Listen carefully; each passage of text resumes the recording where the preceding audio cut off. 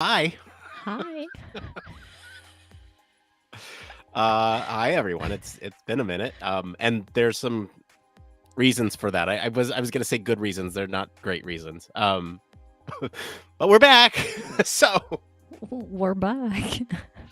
we're back, and hopefully, as we go live on all the platforms, if you're joining us, this is we're taking a little bit different approach tonight. We're not recording a traditional episode tonight. We're just kind of doing a hangout. We're just kind of getting ourselves back out on the air, back out in the public domain after sort of a month-long hiatus after HFES. We got back, and then I got some news, which I'll give a prepared statement here in just a minute here, it kind of explaining our absence over the last couple weeks. A lot of it is on my part, but that's hard to talk about publicly. I'm already kind of struggling with it, but Well, we'll get anytime there. you need help, let me know. I Thanks, can Heidi. take over. Appreciate that. All right. So looks like we're live on most of our platforms. So again, if you're joining us, thank you for joining us. Appreciate you watching live with us. And if you want to talk about anything human factors related, this is a great opportunity to do so. Whether that's news that you saw, I've been really behind on the news in human factors lately. I know there's a lot of really cool, interesting things happening. And so if anyone has something exciting to share, please share it in the chat. Be happy to talk about it and potentially put it on our list of stuff to talk about next time we have an episode. So the plan for tonight, just kind of hang out, human factors and chill, if you will, is the thumbnail. So I guess with that, there's going to be a couple times tonight where I cut the music just to give a prepared statement and at least, put it into the podcast feed for listeners to stay appraised of what's going on. And I guess I can start with this one just so everyone's on the same page as to why there's been a little bit of an absence. So let me cut the music here. Okay. All right. This is it's tough. All right. So it's no secret that we've been off air since HFES, and I wanted to give an update to everyone to let you know why it's been so quiet on my end, specifically lately. Life has thrown a few curveballs at me. I was caught up in the tech layoffs right after HFES, so I unfortunately didn't get the opportunity to present myself in a manner in at HFES that would indicate that I am looking for work. However, if any of you want to work with me, I'm on the market and I'm happy to have those conversations. So please reach out. On a even more personal note, right after HFES, I think it was like beginning of November, the tech layoffs happened. I was affected. And then I got COVID right after that. And so it was kind of like a 1, 2, and then the more personal note, it was some really tough news about one of my furry friends. And if I get a little emotional here, it's hard still. We're still kind of dealing with this, but she was only 7, and we found out she had cancer, an inoperable tumor. So we had to kind of make the choice to say the hardest kind of goodbye. Um, so from our end, from my end, it's been a lot to process, as I'm sure any of you listening can imagine and appreciate, understand. I know our listeners are incredibly generous and empathetic, and I truly, for everyone who's reached out, thank you. That's meant a lot to me. But kind of needed to put the pause on creating and put a little bit more emphasis on other parts of my life that I think needed a little bit more time and attention. So thank you for sticking with me, sticking with us through the silent patch. Like I said in many of the chats that I've sent out, your support is incredibly important to us. And I promise, like, we're going to be back at this and we're going to try to, get you more content now that things have settled down a little bit. And so hopefully we can have y'all along for the ride. And with that being said, like, I just want to take a quick mention since we haven't really recapped HFES in any official capacity yet, publicly anyway.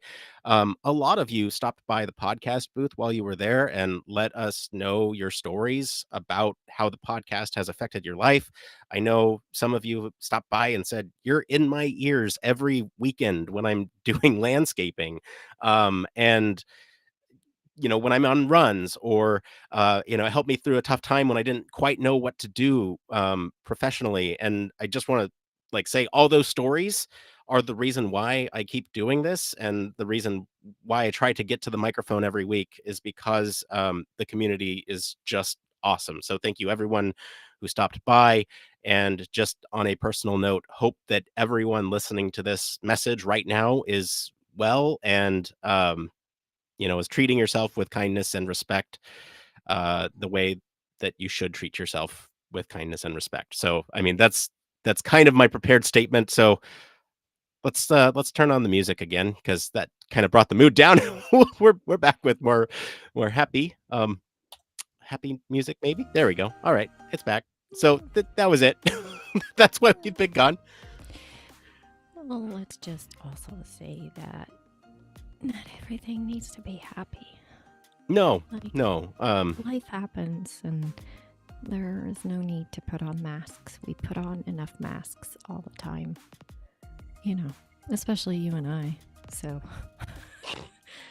we always have to live with a mask. So sometimes just being real and showing emotion, I think, is perfectly acceptable. So thank you for sharing with us, Nick.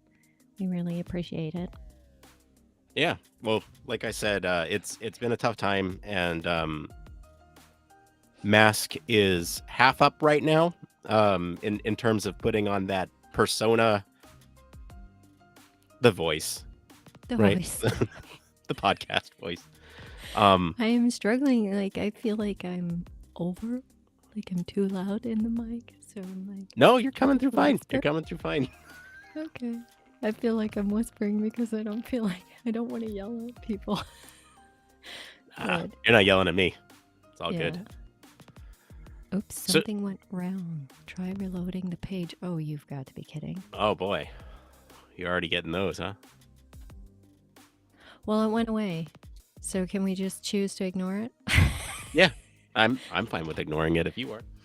Hey, listeners, I'd Yeah, love go for ahead. you to let us know if I just dropped out of the video. But to us, it looks like I'm still there. Oh, as long as you're still here to me, you're still there on. Okay. So you're good. You're good. Well, it keeps telling me to reload. So No, you're whatever. fine. What do you see? You see reload, but Yeah, it's just saying I should reload my page. But I'm choosing to ignore. It's a lot about choices today. choices. Yeah. Choices. A lot of choices today. I drove to New York and back today. Okay. So. And for anyone lacking the context of how far a drive that is, or well, for the average citizen, it's probably 4 hours. For Heidi, it's about 3. Oh, right. One way. Because you don't listen to speed limits. That's right. It's not even speed limits. It's I know what you're referring to. I know what the reference is on the joke is, but I've actually I'm a researcher. I can't stop researching stuff. And so I found out that you and I have talked about the ADHD road rage, but we also should talk about the fact that we are better drivers in general because we have such a weird relationship with our surroundings. We know what's going on at all times in our surroundings, so we just have this ability to always know where everything is at all times. And I noticed that also leads me to flow in the traffic better. A lot. I'm wondering, and sorry, you just sparked this really interesting thought when you said that. I'm wondering if I'm sure there has to be scientific Oh, journal there is. articles on attention and situation awareness when It's with situational awareness. Yeah. yeah, with We have ADHD. a higher percentage of situational awareness. And you throw in that I'm also on the spectrum, I'm autistic. So then this whole thing of knowing at all times, we're really bad at, oh my God, I'm going to say the word wrong. Proprioception. Like Uh-huh. we're bad at determining where our body is in Uh-huh. relation to surroundings. That is why we run into stuff all the time. The And we the have these hips. bruises. Yeah, the hip and the shoulder. God, the hip and the shoulder. I always have a bruise on either one or my knee. For Or anyone who doesn't know what we're talking about, there's like shortcuts in our mind that we take, and it has to do with navigational pathways that we see. We see like yeah, a straight line versus other people see like corners when we they don't. see we want to go from point A to point B with that, or point A to point C without going to point B in the middle. And so what we do is we contort our body to move around objects in our Yes. surroundings. Oh my And God, that's so such a great explanation, Nick. like if you're walking around a kitchen counter or something, you might walk across the diagonal, but move your hips to the left so that the counter Yes. doesn't hit you. It's not always successful, but that's Well, what we're it referring isn't. to, right? That's why we love bruises so That's why much. you said bruises.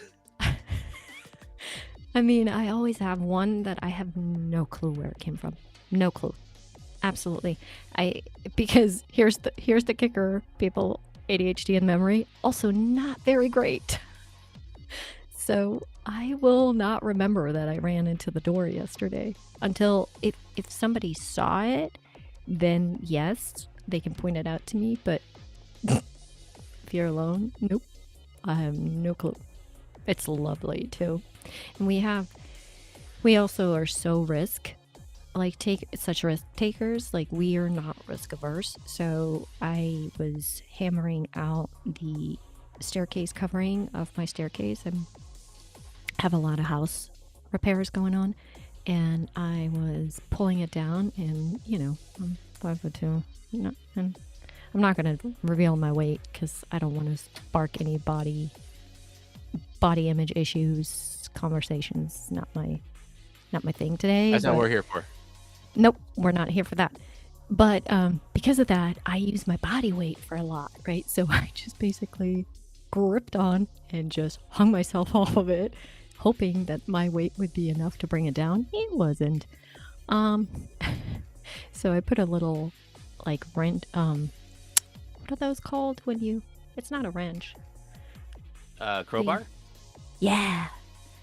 And I put that in, and then I hung myself off it, and of course I came down, and the thing came on to me. So I cut my knee. The thing landed hardcore on me, and I couldn't walk for like half an hour. Stood outside screaming. So thankful nobody was home. It must have sounded like a screaming hyena. And then this morning, I mean, I was prepared for a big knee, and it is playing mind tricks with me. It still looks very innocent, but it hurts so much. So I know it's going to bleed black, blue, yellow, green. I mean, purple. I mean, I love purple, but not in that way. So. Meanwhile, yeah. I snapped my knee on getting out of the car the other day, and That's age. That's not ADHD. That's age. I know there was a thing going around on social media a couple weeks back where it was like, can you drop it like it's hot without your bones cracking?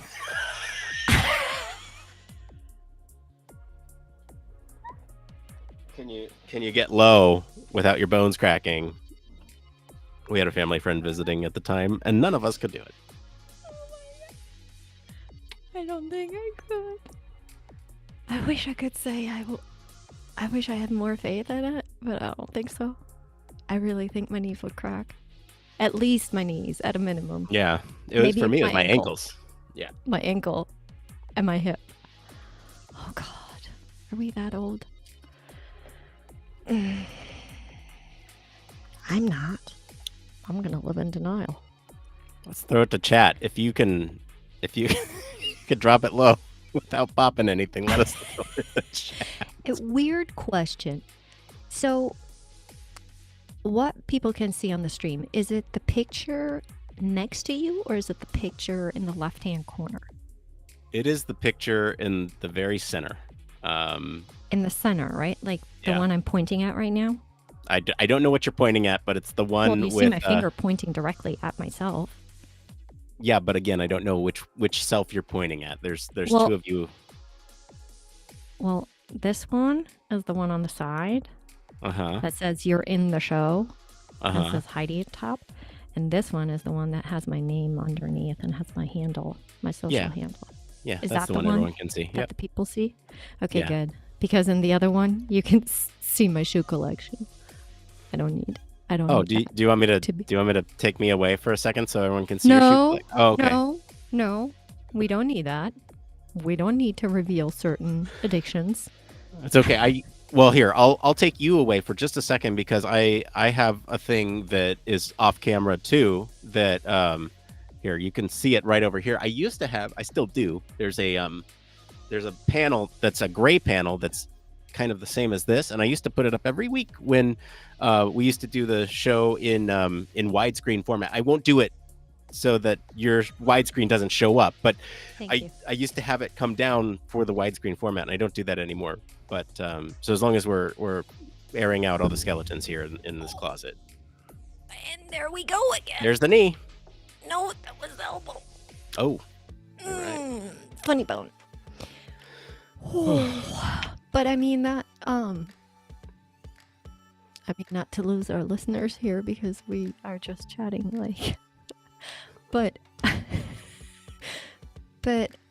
I really am kind of appreciative that we're gonna have just a chill because it gives us an opportunity to touch on a lot of things that we kind of have to put on the back burner a lot of times because well, it's not that we have to and they're bad topics or whatever. It's just that at the time we're talking about something else and we don't want to sidetrack too much.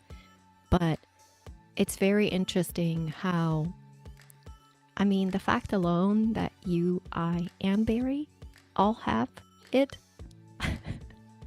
We're all neurodiverse. Yeah.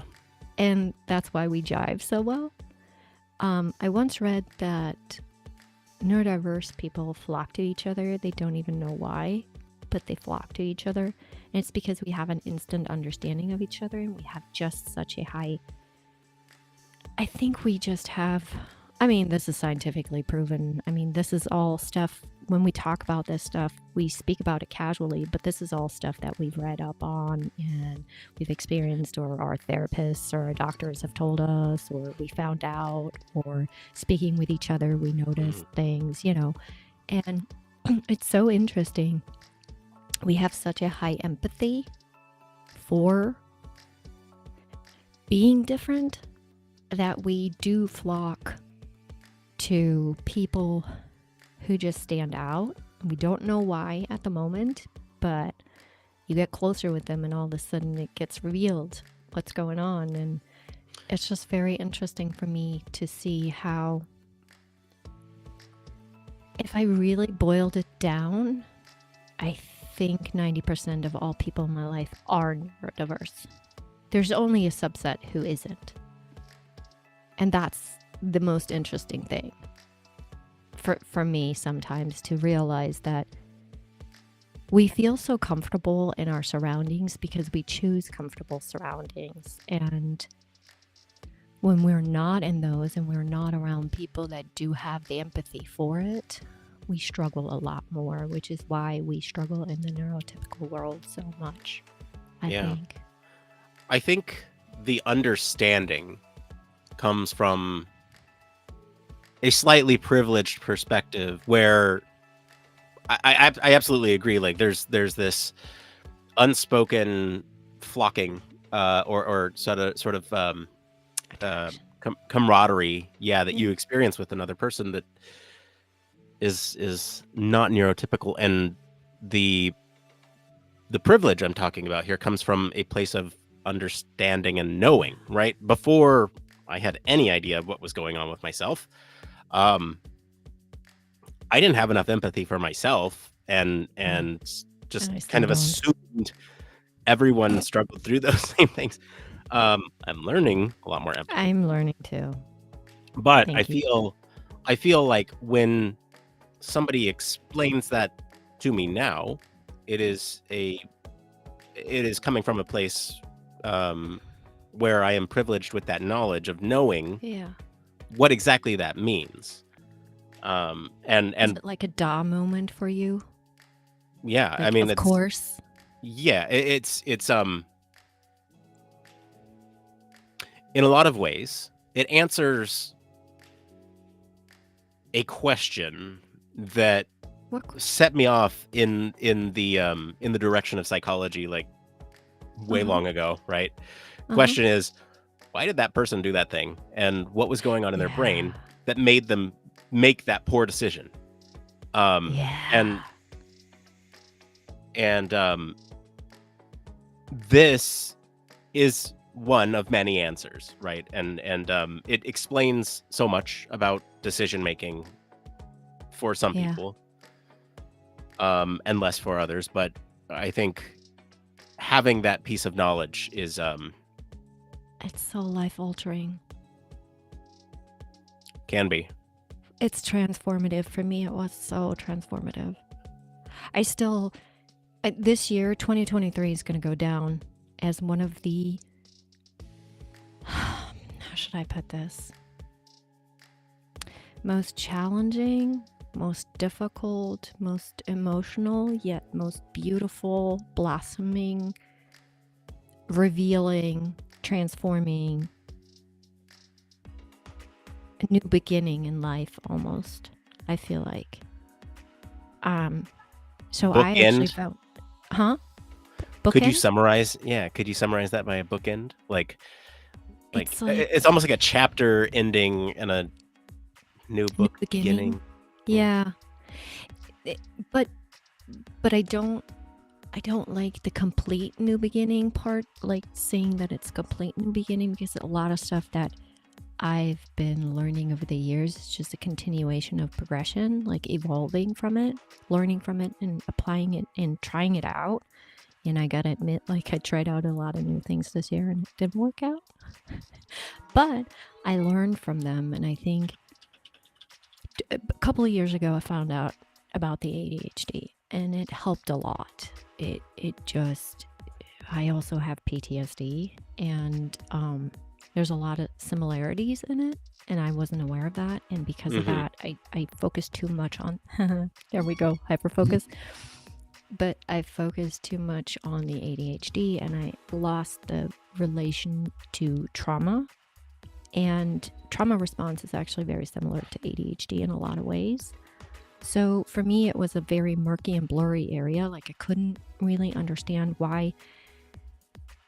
I could understand why I was told I have ADHD, but I couldn't explain a lot of things in it. And I kind of ignored that part, the trauma part. But then this year, I actually I found out I'm also autistic, and that is the missing piece. That was the missing piece for me, because while autism and ADHD have a lot of overlap, they're not similar. How they, I don't know how they show. Like it almost seems like they're similar, but they're not. Like, for They're instance, contradictory in many ways too. exactly. Bingo, thank you. That word was what I was looking for. They're so contradictory because the ADHD person in me loves novelty. I get bored with, things. And the autistic side of me needs the structure, needs the same. Like I can eat the same thing for months. Months. Like I was Mm-hmm. obsessed with tuna salad was it last year or the year before? I think I ate a tuna fish salad every sandwich every day For for me like right a now, year it's straight. quesadillas. See? It's so easy. 2 ingredients. I throw seasoning on it. Oh So it's my not, god. yeah. And now currently I'm obsessed with meatless meat. Oh, like okay. trying Yeah. everything out, like what I like, what I don't like. I started that journey a long time ago, but I kind of gave up, and now I'm back to it because it lost kind of the taste for meat. Um, but I mean, that probably has to do with my taste buds changing a couple of years ago. It was very weird. But that's a whole different conversation. That has to do with grief and PTSD. But the interesting thing is that, and I wonder if you went through this too, because you said you kind of elucidated to something that I was thinking, is that for most of my life, I just thought that those were personality traits, my character. Like I just thought that that was me, and it was a Heidi thing. And no, turns out it's not very unique. It's just ADHD things and autistic trait. Like, it's so stupid to wake up in your mid 30s and all of a sudden go, oh, I don't know myself. I don't even know who I am. Like, I'm not even authentically me. And I think that goes hand in hand with the ADHD person always feeling a little out of place, not really sure who they are. Like, you really never know who you are because you're masking so much. And so I think that authenticity in our personality gets lost a lot. And I think we only really show it to people we truly, truly, I hate to say this, but love and trust. Like the ones that give us a sense of safety, that we can be that. But then I think what's interesting is when they then reject you in a moment of an ADHD moment, or, when I have some of my autistic moments where I just cannot, I feel overwhelmed. And it's interesting how when you have that happen, the RSD, what does RSD stand for again? A rejection sensitivity. Is it disorder? No. I can't remember. Google or dysphoria. RSD.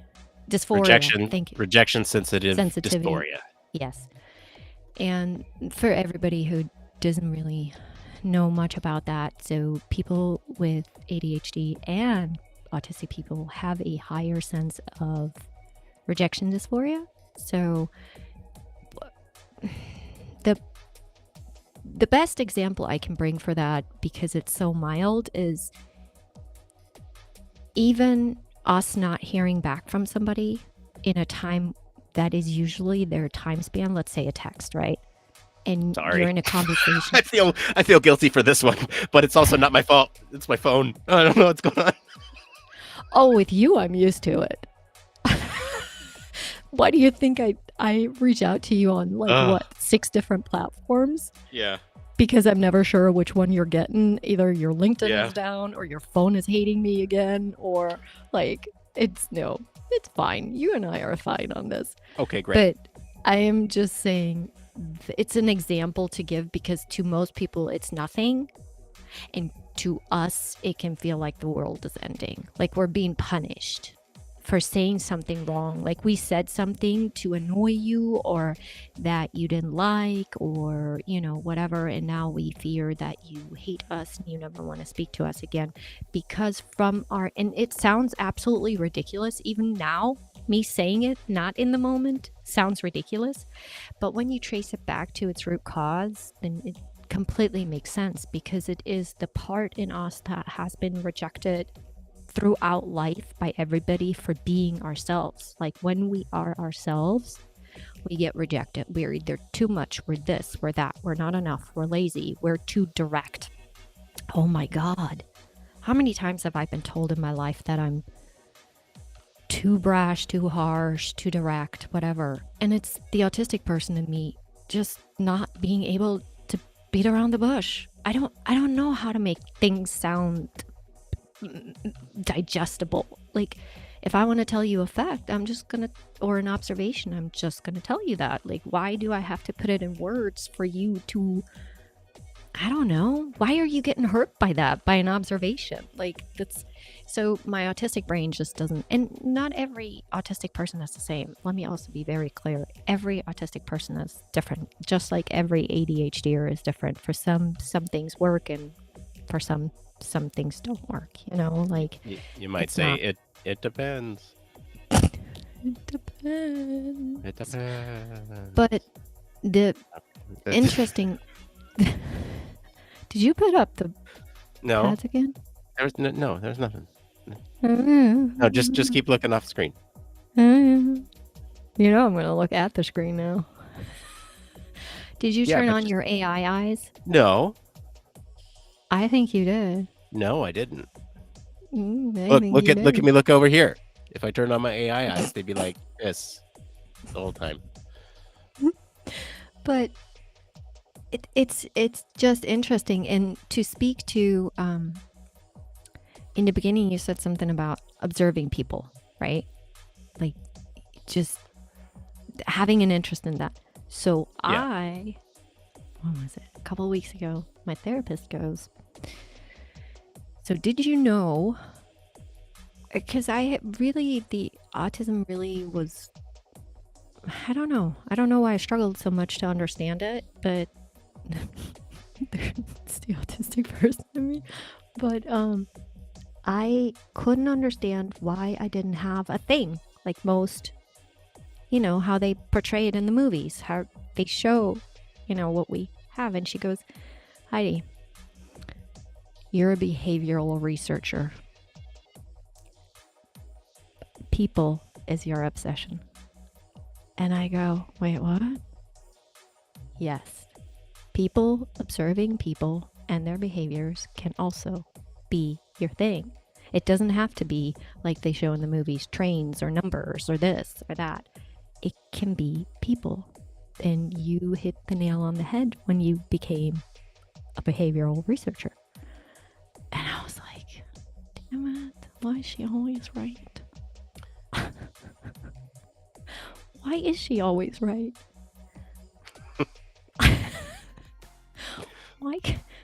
Why can't I be right sometimes? But I think there's a lot of parts in it, and I think when we mask to fit in, we become really, really, really masterful at it. At this time of my life, like at my age, I've become, masking.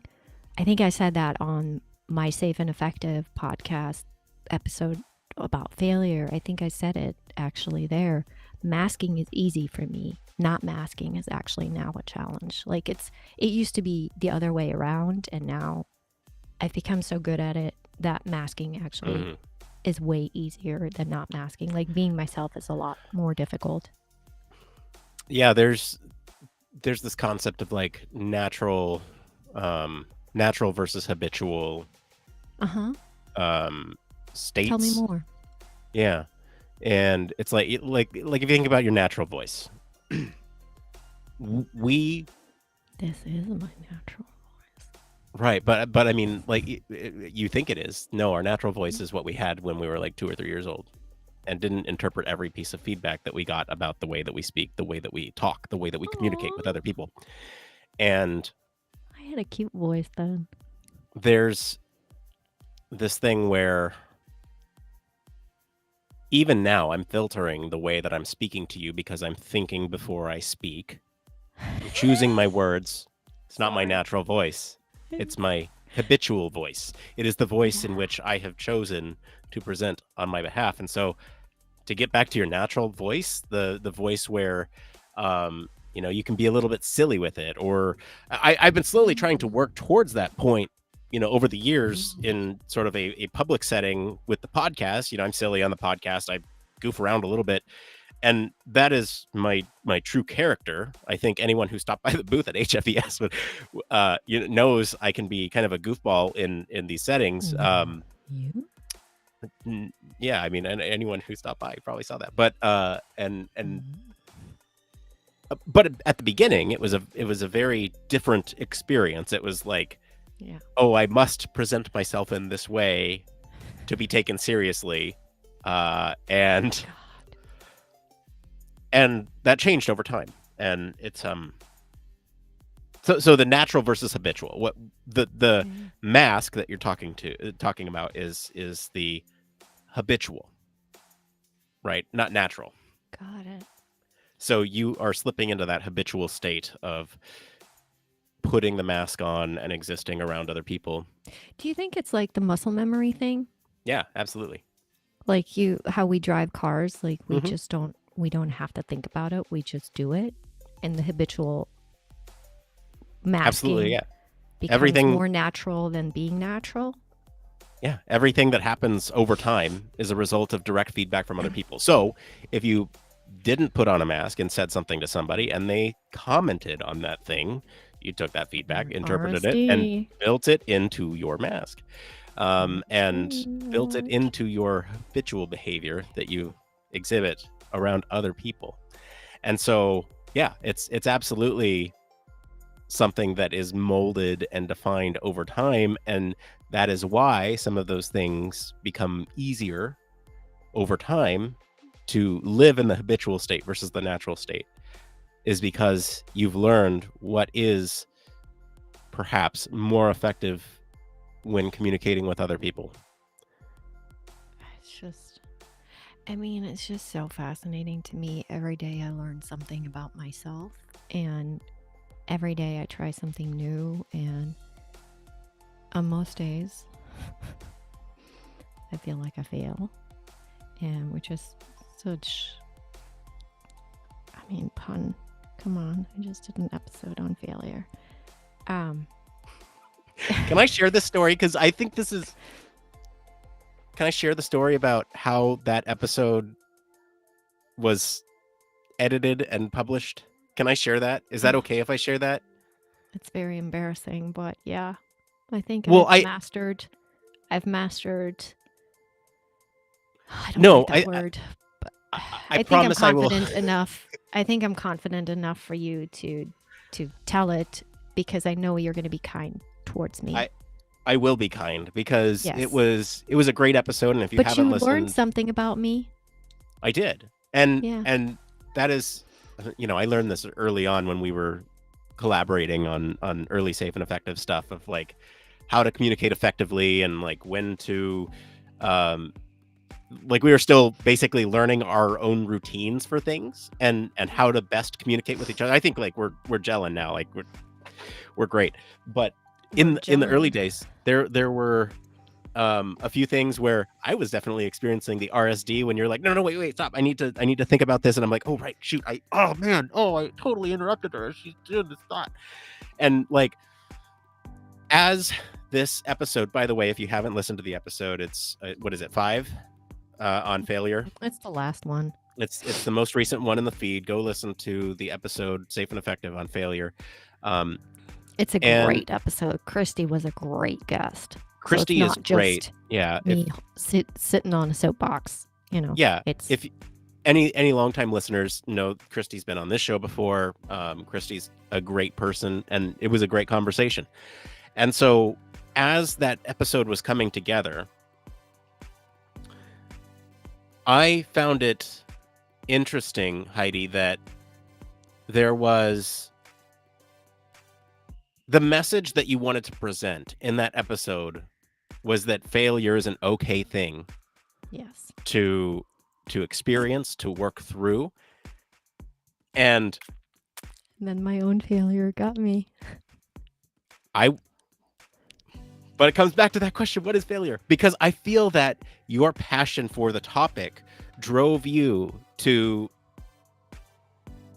want to craft the perfect message Yeah. so that other people Don't do can what I did. look into themselves and understand that failure is part of the process. And Yep. I'm not being unkind here by saying you put a lot of time and effort into that episode. And I think during some of the last few edits in that episode, they were not synced across both of our editing platforms. Yeah, And so, maybe you should explain to the listeners, like there right. was a So, technical difficulty where when exactly. I worked in it, it didn't sync to Nick, and then when Right. he did something, it didn't sync to me. So we weren't listening to the same episode. Right. So, um,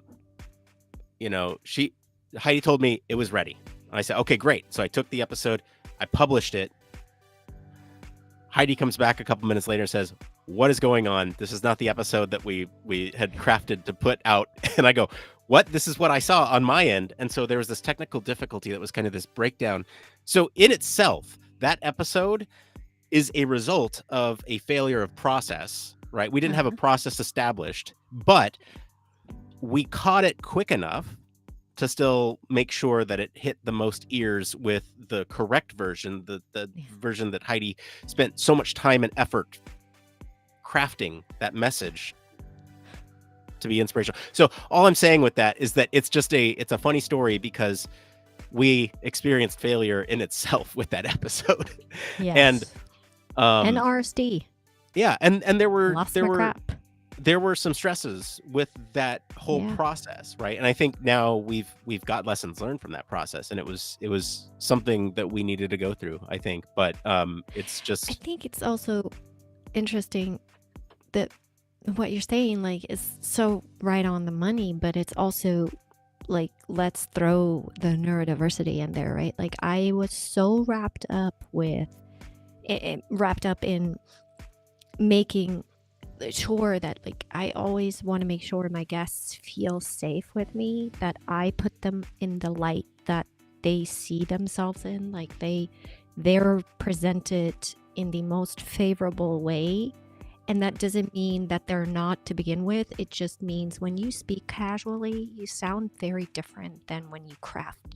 What you just said, when you think before you talk.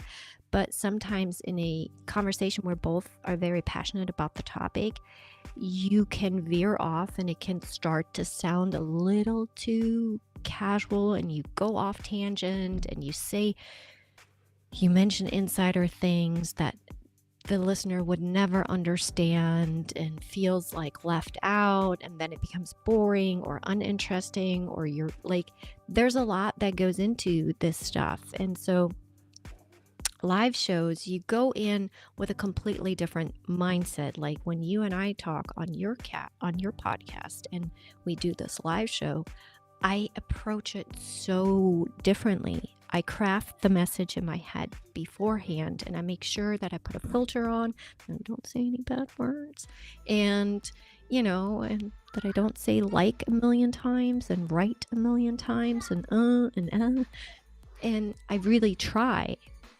Not saying that I don't try on my podcast, but that sounded horrible. But with your podcast, we can cut out all the racist, misogynistic, sexist stuff. You don't have to filter that before you. We're so That was a joke. sometimes. That was a joke. Oh my god! What if people cut off before you said it was a joke? Well, but when I do my podcast, I want to give the guests the freedom to say whatever they want, how they want it, and in the time they want to. Sometimes the pauses are also too long, And so when I edit them to represent the core of the conversation in the message that I want to send. And I mean, it's not like this is not uncommon for podcasts. We do a very, I would say, non-traditional approach to the recording of Human Factors Cast, where it's live. We can take in live feedback. It's a one and done recording. Sometimes there's like post edit on, someone dropped and we got to cut out silence and whatever. That's fine. But it's not uncommon for podcasts to do exactly that, because sometimes somebody needs to look up a fact or a question or a study or a document before they can answer something. And that's the type of stuff that we cut out in those, because it's not fun to listen to someone, let me look at this document really quick, right? And so I think I just wanted to bring that up because it's a funny story that Yeah. the neurodivergence shone through Good during the Lord, I production needed a of that calm episode. after that. It's I can was I tell a little so. personal story? so, Well, I thought so all these stories were personal. well they are, but this one involves my son, and I'm probably um so so I forget, like a couple days ago, he was just having like a really temper tantrumy day, and it's like, dude, you need to take a chill pill. And um, he's like, what does a chill pill look like? And I'm sorry, I keep laughing so hard into the mic. no, it's fine. And so like, I keep telling him that like I'm actually not going to show them, but I have some medication here. I keep telling him these are my chill pills. They're just painkillers. They're not like right. And they calm me down.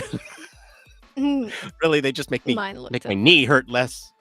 And so and what I told him is that like his vitamin is chill pill, right? And there was one day where he already had his vitamin. He's like, I want a chill pill. I'm like, crap, you already had your vitamin. I don't want to like give you more than the daily dose. So he might be listening, but I tore off a piece of tortilla and just said, here. Don't say it so loud. I'm talking into the mic. I tore off a piece of tortilla and said, okay, here's your chill pill, right? So I've just been giving him like random things as chill pills. And it's funny because placebo is effective. Yes. And that's Especially for children. yes, that is why it's hilarious. Just feeding my Did son you a get piece him of a piece tortilla of tortilla? will Calm him down. Mm-hmm. Yeah. It's. I mean, it's just. It's so interesting, and you can speak to this better than I can. I don't have children.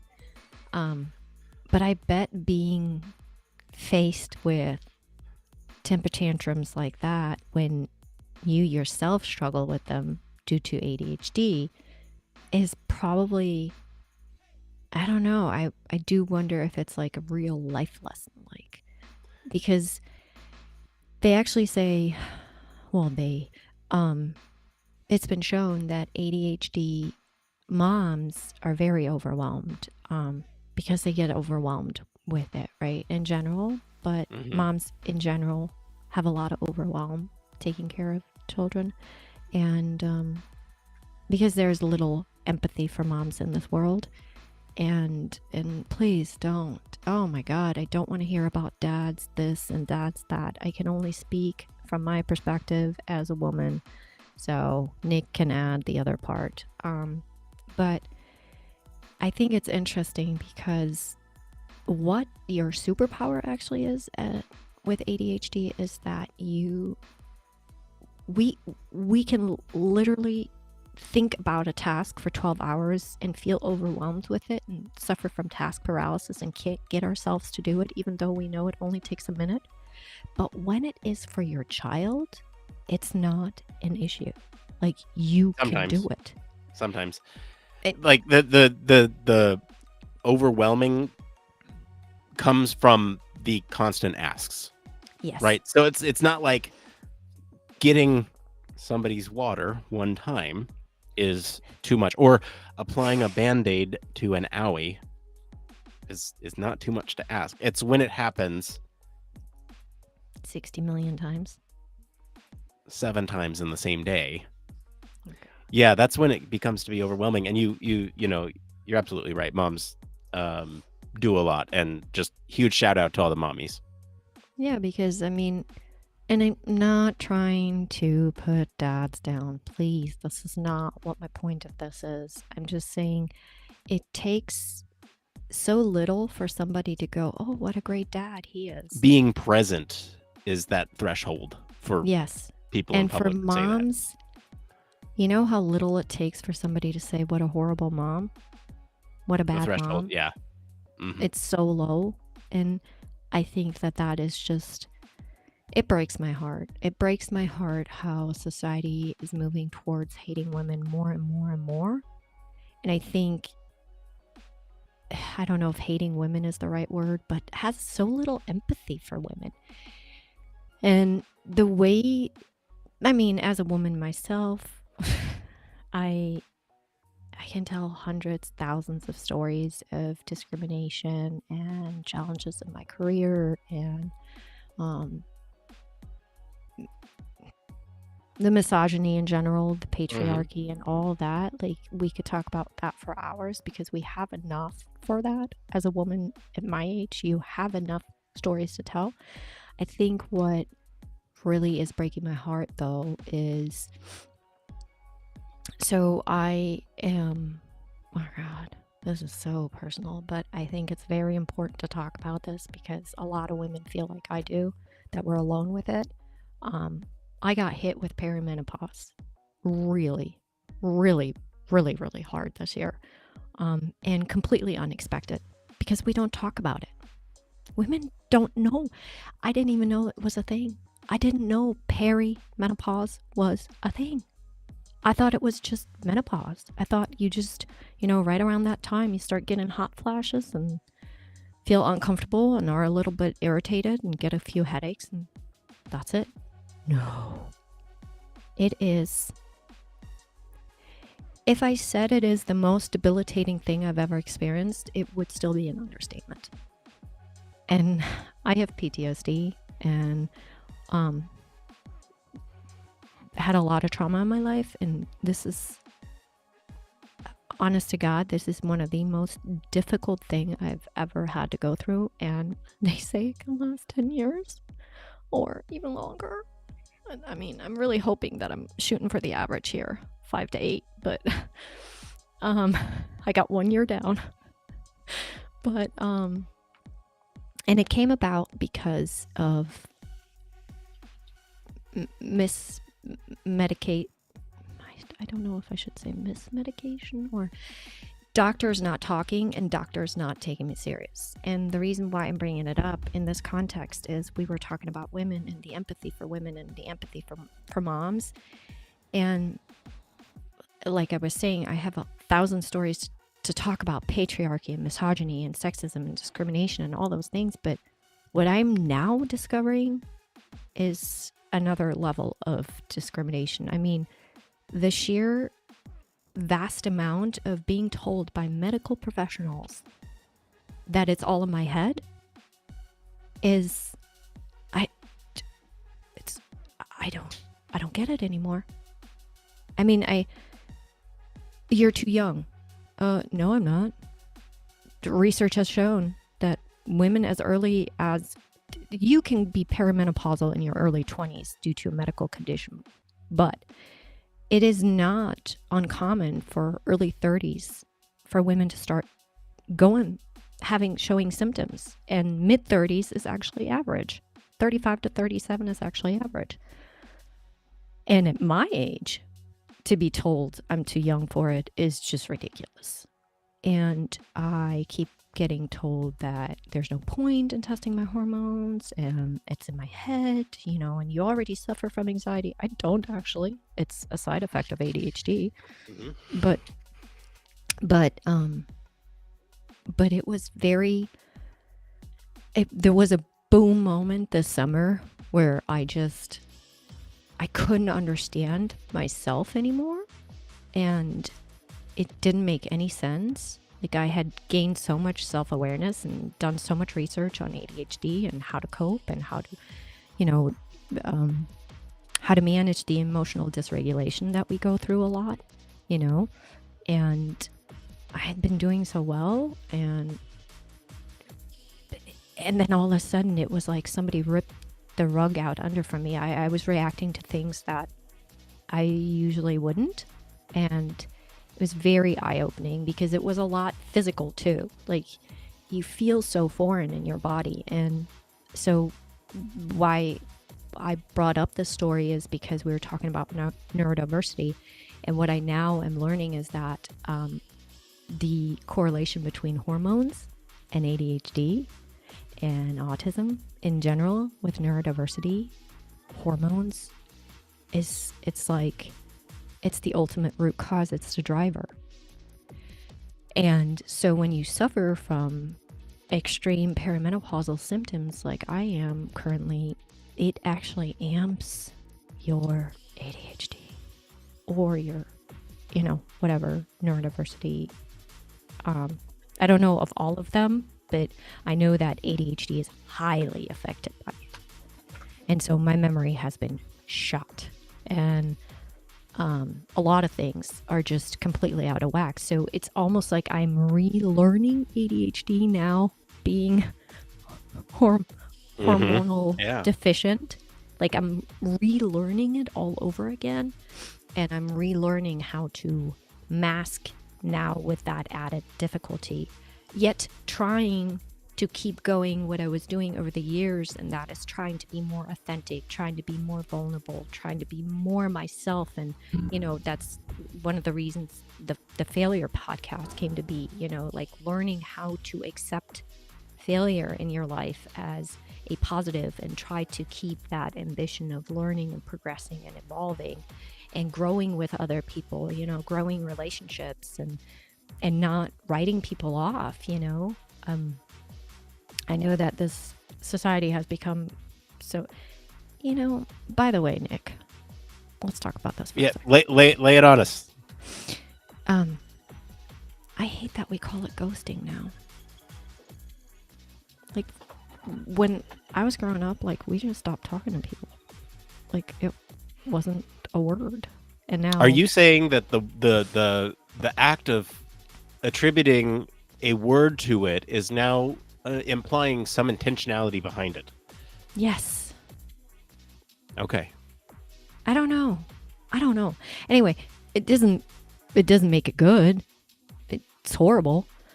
Radio silence is horrible. It's such a cruel form of punishment towards people. I think it's very disrespectful.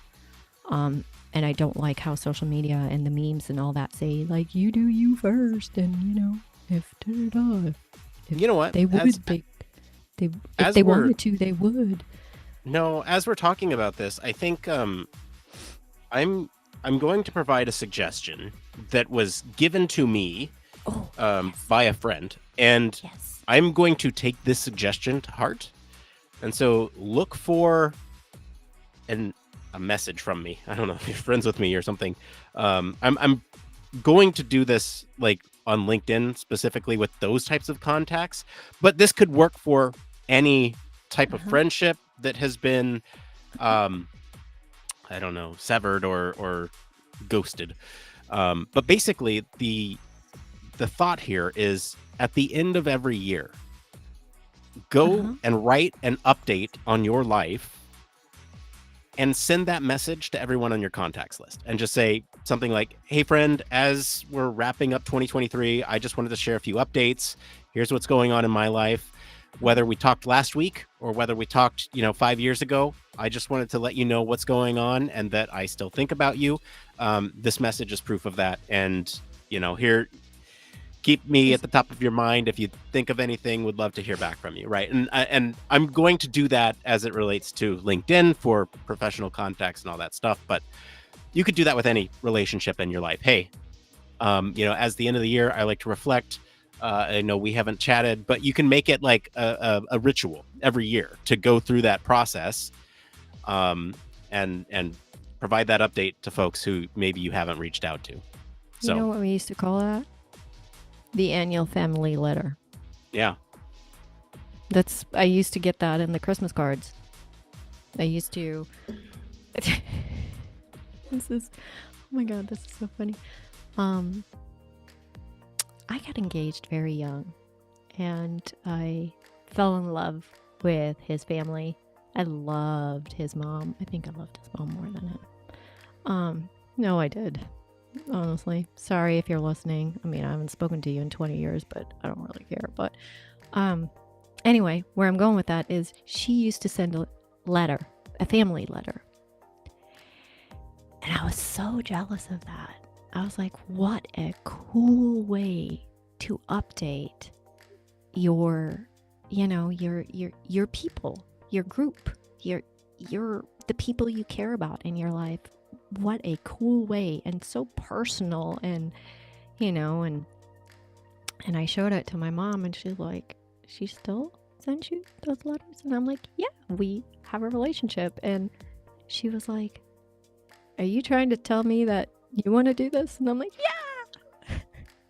And she goes, I am not a writer. You're the writer. So you write it, I'll sign it. And I'm like, yeah. And there she lost me because the ADHDer in me is not going to go through with it. So, Well, I mean, it doesn't have to be long. Like here's the thing: is that it doesn't have to be long, and if it's overwhelming to you to send it to many Dude. people, just write a short thing, right? You Hey, just friend. told an ADHDer it doesn't have to be long? Yeah. I mean, come on. You know better. No, I don't. Because look, here's what We're I'm going to not say. I'm going to say, people. hey, friend. As we wrap up 2023, wanted to share a few updates. I just recently lost my job, and it's all your LinkedIn contact. I've recently got my BCPE certification for associate UX professional, and Congratulations. thanks, and like those types of updates, right? And I'm Why didn't you tell me that? Oh, it's associate, so it's like the education requirement piece, right? You're undermining it. I am, huh? I mean, totally pulling ADHD here. You're totally undermining your accomplishment. Well, so this, by the way, if you haven't listened to my conversation with Gene, go listen to that from HFES 2023 this year. A couple weeks ago, I sat down with Gene and talked about BCPE certification and sort of the benefits to doing it. And I didn't realize at the time that I had completed the education requirement and that there's a stepping stone certification called the associate versus the certified. And so I applied for it, like literally after our conversation. I sat down there and was like, I've done this. Here's my transcript. Send it away. And now I'm associate UX professional, right? That's a certification that I hold. And associate human factors already. If you completed the education requirement, you can apply for it. Of course I did. I went to a human factors program. So I mean, that's for anyone who hasn't. Now I'm in the process of getting my work samples together, and then I'll need to study for the test and all that stuff. But you can say those things, getting back to the message, and say, right now I'm focused on landing my next role as it depends on who I send this to, but in my next role in human factors and UX. And I sincerely hope that you'll keep me top of mind if you hear any opportunities. And I'd love to hear what's new from you if you have any updates, that might need my support as well. So that's like the professional message that I'd send to LinkedIn folks. But like to friends and family, I might send something different. Like, hey, everyone, I lost my job. And, if I come crashing at your door, it's because, but I mean, I might provide. It's because I had to file for bankruptcy. It might be the more personal things, right? Like Revan started preschool, and I said my son's name. I don't like saying my son's name on, my son started preschool, and well, you can cut it out later. Yeah, I can, but we're live, so just don't repeat it. So yeah, my son started preschool, and he's gotten really good compliments about his math skills. Like he's already doing division, and he's only 4 years old. Like those types of things. We're really proud of him, and for us, we're saving towards a home, and don't buy one. And here's some other what I've been going through. Yeah, I have. I long for that. You long for that?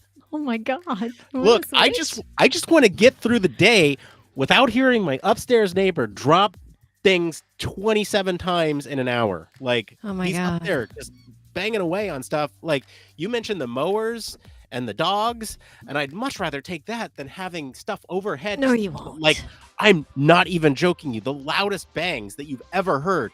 Bang! Like, in the middle of the night. Like, I keep joking. He's carting around dead bodies up there. Like, what are you doing? Like, how are you lugging these bodies around, chopping them up? That's what the loud bangs are. Like, there's, like, I joke about it, but I'm, like, serious about it, too. Like, he's probably, I don't know. He hurt his knee. That reminds me. But I lived in Minneapolis for a while, and I had this beautiful, oh my God, like factory, I think it was a former mill, I think. and it's beautiful condos. But, former factory, so you can hear everything in them. And I always make it a point when I was renting, I always made it a point to be on the top floor in the corner. So I have the least amount of neighbors bordering my walls. Mm-hmm. And in this particular case, I couldn't get the condo on top because it was the penthouse and they were only selling it, I think, at that time. And I had to get this one where I was under this finance guy, whatever. And he wore the fancy shoes, the clickety clackety shoes, Oh, he's a tap dancer. Oh my God. I mean, he could. Swear to God, he could with the clickety clackety shoes. And he would come home and in the morning, he would put them on too early before he left. And at night, he would leave them on forever. And at one point, I think I just lost it. ADHD completely raged through. And I went knocking on his door and I just looked at him. And now I can totally see how it came across, because by the time you knock on their door, you've already gone through it. Oh, yeah. You're done. And so he opened the door and I'm like, dude, could you take off your shoes? Like, that's all I said. Like, I don't think I said, hi, I'm the neighbor underneath. I literally just said, dude, you need to take off your shoes. Like, please do us the favor. And he's just staring at me and I'm like, oh, I'm sorry. I live in the apartment below you and I can hear you clickety clackety in the morning and your clickety clackety at night, and it's really getting to me and it's making me and turning me into a very, very not nice person. So I would like to be a nicer neighbor to you and not hate you and not form this like hate relationship with you. If you could do me a huge favor and just take them off when you come home. And if you don't like running around in your socks, I am so happy to go out and buy you Prada loafers if you need. Like, I will buy you designer house shoes if that's what you need in order to take off your shoes, but I need you to take off the clickety clackities. And thankfully he laughed at that, at the Prada loafer joke. But, so I get it. I get why you want it, but then you have the house and it's a disaster. Yeah. You should just kind of, look, dog, I know you're doing flamenco up here, but you just need to stop. I know you're auditioning for what are the Irish? River dance. I know you're auditioning for Riverdance, but come on, dude, give it a rest.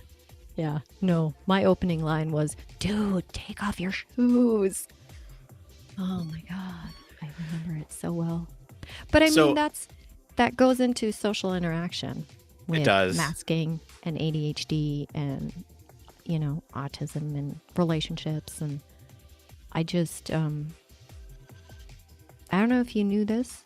I think, of course, you know this because you're not a new ADHDer either. But boy, learning the difference between actual emotions and dopamine chasing, that was an eye-opener for me. I swear that was the biggest. Okay, I think this is the most sensitive personal thing I'm gonna share, and I think. Should I cut the music for it? Is this like a music? Is this like a cut the music type of thing? No. It's not a sad part. It's not even it is serious, but it's very personal, and I think on some level I'm a little embarrassed about it. But I'm trying to overcome guilt and shame. It's my newest thing. I'm trying. Feeling guilty and ashamed for being myself. But I don't know if it's not something you walk around advertising, but I lost my family, my mother and my grandmother back to back, a while ago. And what I went through, despite of, the grief and all that stuff. But one thing that was very altering, kind of like an eye-opening, was the concept of unconditional love. And because usually the first person you experience it from is your parents, right? Your mother, your father, right? And that's who you learn through. And those are the people who perpetuate it throughout your life. Now, I'm not talking about toxic stuff here. I'm not talking about narcissistic parents, absent parent and abandonment and expectations and, mother issues and father issues, those all come and they manifest themselves in very weird ways. You can turn into somebody who Mhm. anxiously attaches, or the avoidant attachment, disorganized attachment, when you have a little bit of both, because you get, that's me, because I wasn't happy with one or the other. I had to be both, of course.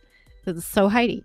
But what was interesting was, up until this year, I didn't realize what the difference was. Like, I knew I had experienced love in life. I knew how to love people and receive love, but I had no clue about this unconditional part.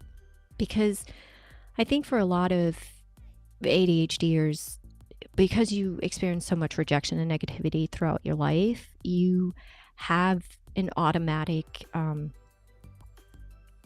disposition. You're prone to go through very unhealthy relationships because you're the overgiver. You have so much empathy for someone who struggles with their emotions or with relationships, because that is what you struggled with your whole life. So you have this weird, you won't give up on somebody and you keep letting them. So it was very interesting for me to have two incidences this year back to back. And one was dopamine chasing and the other was actual, the feeling of unconditional love. And for the first time, I saw the difference because they happened almost parallel. And so it was eye-opening. And all of a sudden, this term that you see on social media, like dopamine chasing, when you follow ADHD accounts and all that stuff, like dopamine chasing, all of a sudden it made sense, like how that was one thing and it can look almost the same. But the interesting part is when you're done with the dopamine and there's a part where you're like, wait, this is not cool. It also drastically stops.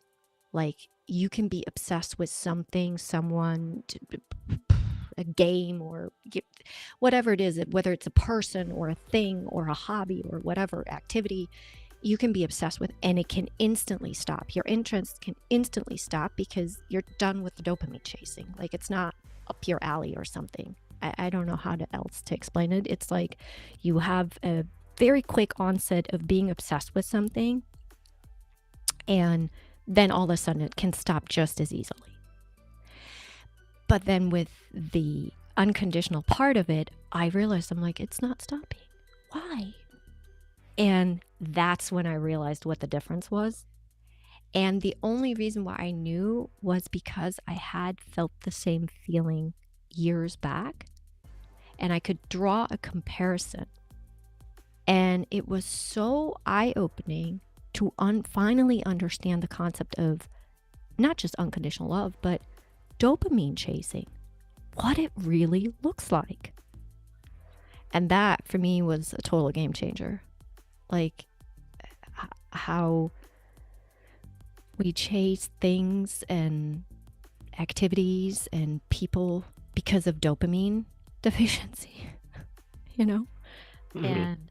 and then all of a sudden you learn what the difference is. And I think that was, and I think if I hadn't had that experience years prior, I wouldn't have been able to draw the comparison. But it was so transformative that I realized it this year, that it truly changed my life. Like, I truly think that, it doesn't mean I'm an expert at it. Let's be very real here. But that was very interesting, and that showed me I think that was finally the lesson I needed to understand how difficult it is for neurodiverse people to have relationships. Like, it was finally Yeah. one of those Well, things where I go, oh, maybe I shouldn't be so hard on myself. This is difficult for me. yeah, and you bring up that term unconditional, right? And I think that Yeah, is to me, I don't know if that exists. it Um, does.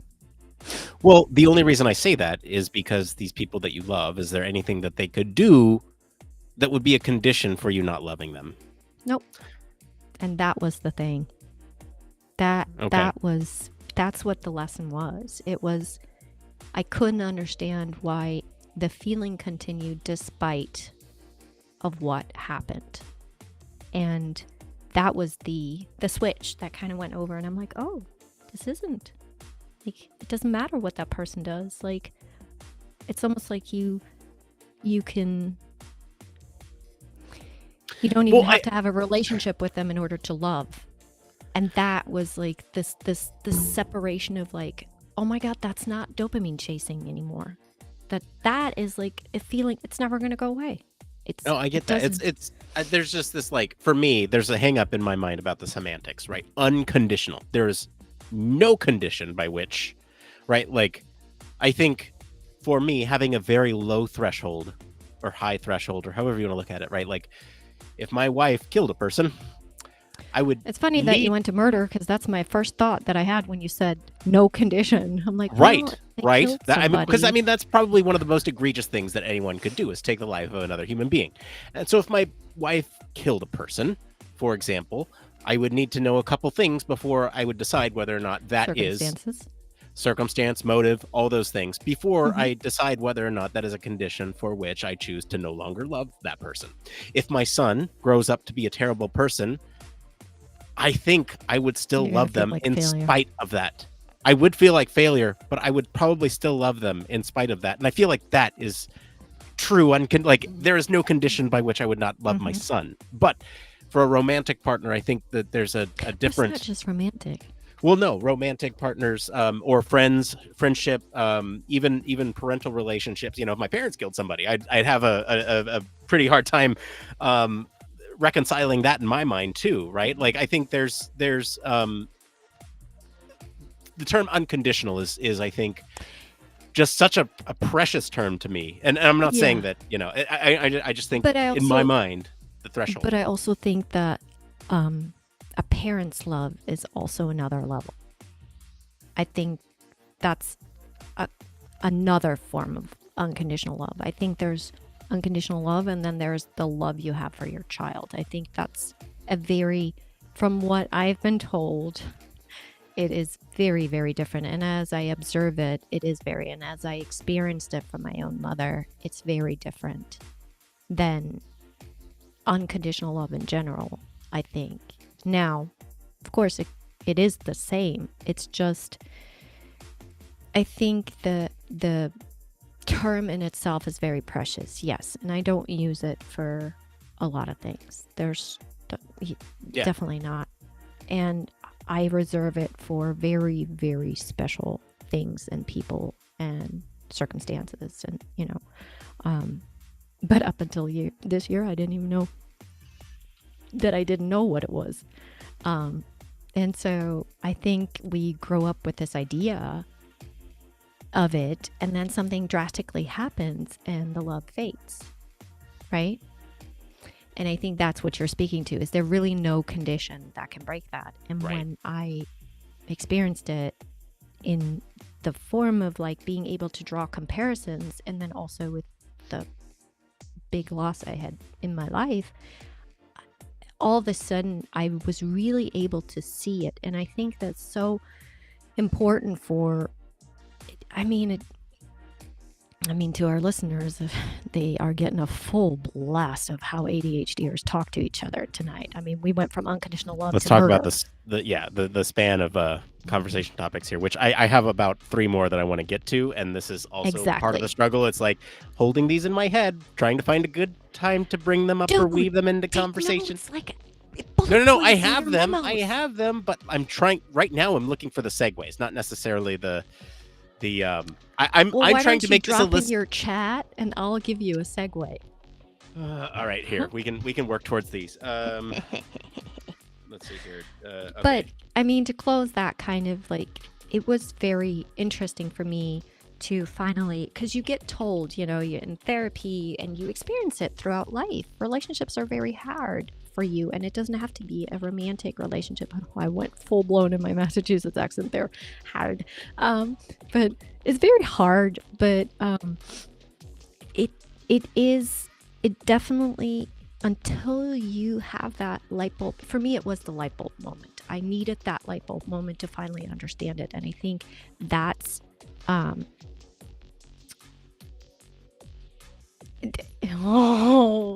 that's a good one, Nick. But learning the difference to dopamine, to stop dopamine chasing people and things that maybe aren't what's needed, and stop collecting for it. I don't know if that was the best segue, but One of them. So one of the things that you had brought up was this sudden onset of chasing dopamine and sort of having this, I guess, sudden interest in something, trying to almost like trying to exhaust that interest through dopamine hits, and it's chasing that interest in an effort to dopamine hit. And what I wrote in my chat to Heidi just now for everyone listening is collecting things for delayed dopamine hits. And what I meant by this is right now, I am not in a reading phase. However, I have about 12 books behind me oh my god, the book that have gone collection. unread. And I've been collecting them since they've come out. And I know there's going to be another phase where I'm like, ooh, I need to absorb everything. And this is the same for like chasing dopamine when it comes to Star Wars for me. That's my thing, obviously. Have that full out on display. just like observing behaviors and people. Right. Yeah. So I think that's kind of the point that I wanted to make is, or a question I wanted to ask you is, do you have anything that you repeatedly come to as like one of those wave dopamine hits that you collect for in the interim? Like, I just have these on pre-order as they come out because I know at some point I'm going to go through and just read them. I've had several phases like that in my life where I get obsessed with reading again, and it's like these return hobbies, these return dopamine chase hits. Do you have anything like that in your life? Okay. Music. Definitely. I mean, thank you for bringing, that's a good segue for me. Music. I used to sing. I used to be in a band. I used to collect vinyls. I went back to my vinyl collection this year and I'm very excited about it. I used to play instruments as a kid, but let's be very real. It was horrible. I played the flute. What is it? A flautist? Are they called a flautist? Flutist? Sounds right. I don't know. I wouldn't know because I quit. But I was horrible. Oh my god. And I'm currently trying to teach myself how to play guitar. And it's got many nuances why I picked the guitar. Mm-hmm. It's maybe it has to do with the failure episode because I failed at it when I was younger. And the funny part is I don't fail at it because I don't have coordination. I fail at it because, oh my god. Does the dopamine run out before you get good at it? That. And then, because there's no instant gratification. There's no instant gratification with guitar playing. Like, nothing. I don't. There is someone in my life I could ask about that, but I mean, the patience you have to have for that and the endurance to get good at it, to feel like you're doing anything good on that damn thing is just hilarious. As an ADHDer, I don't know why I'm trying to learn. Well, I do. So the point why I'm trying to learn it is because of the perimenopause, my ADHD symptoms have amped, and I really have a hard time concentrating, and my memory is fading a lot. And so, well, hello there, Barry. Hold on, Barry. Thanks. Barry, if you want to jump on with us, Barry, you're more than welcome to. I can send you a link. Yeah. We're just hanging out, Join dude. us in your jammies. But what I always struggle with is, and it's the memory thing. So it was suggested to me that I learn an instrument because it helps you to stay active in your brain and all this stuff. And since I have such a love for music, it would be something that my dopamine could stay attached to, you know? And so I did that. And what I'm now finding out is that I'm failing, no pun intended, but I'm failing at the same thing that I always failed at, and that is I just don't remember how to read music. The notes. Okay, so this actually is a really interesting thing that you bring up here, and learning how to do really complex tasks that I like. I want to talk about this because it's But let me just finish that for a second. Finish your thought. So I actually, and I want to hear this from you, because if you have any tips. So I've actually learned this 3 times in my life already. I've learned how to read notes and read music, and I actually knew how to write music too. I just keep forgetting, because if it's not practiced, as an ADHDer, if you don't practice something, you don't keep something, you have to relearn it all. It's so stupid. You have to learn something you used to be good at all over again, as if you're a beginner. Yeah. And it doesn't come back to you easily. And now that I'm trying to learn that, I'm sitting there and watching YouTube videos, and I'm like, this is stupid. Why do I have to learn this all over again? So the reason I bring up learning is because there's this is something that's like really cool. Hang on really quick. If you wanted to join us. So the new Meta Quest 3 came out. I have the Quest 2, and I'm just for like a visual example here. There is an app that some developer made that is a really cool concept for folks who don't like. I can read music, but it takes me a very long, painstaking amount of time to do it right. So this developer created this app that for like somebody who wanted to learn the piano. The big thing with the Quest 3 is that it has pass-through AR, augmented reality, and you could put this thing on, okay? And it's an app that reads the sheet music and translates it to keys on the piano that then overlay it in AR. So you're not only learning how to play, how to read, but you're also, because you map it to the keyboard, to the piano. And that works on the guitar too, for the strings? No, but I'm getting that. So then why are you telling me this? So, for those who want to learn like piano, you could strap a headset on and look at the overlays, and you get that instant gratification because you can see your fingers pressing the keys as like the keys are coming towards you. It shows you how long to press them down.